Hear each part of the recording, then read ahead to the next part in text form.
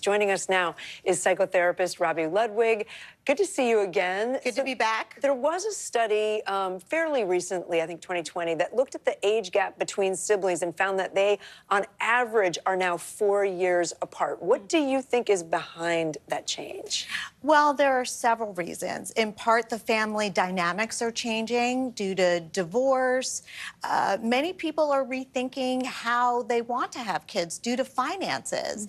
And technology has allowed us to think about having kids later in life. And also contraceptives are highly effective right now. So all of those factors, plus financial concerns, are leading people to think about families in a very different way. Yeah, and we're also seeing like more blended families. And I wonder, with this widening age gap for siblings, what is that doing to sibling relationships and just the family dynamic as a whole? Well, there's some positives that they found. So for the older sibling, they tend to do very well academically because they're not fighting for resources and they have a lot of one-on-one time, which is really helpful for them.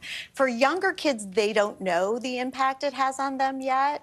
But one of the challenges is to think about how do you bring kids together when developmentally they may not be in the same school or share the same friends. So it's really thinking creatively how to spend time individually with each child and to create new activities so everybody can feel like they're one family enjoying activities. It's funny because I think back to when I was having kids, which is now like 20 years ago plus, and I remember my doctor saying, have them close together because they'll be friends. There was this notion that it was great to have like close siblings. Yes. Is that changing?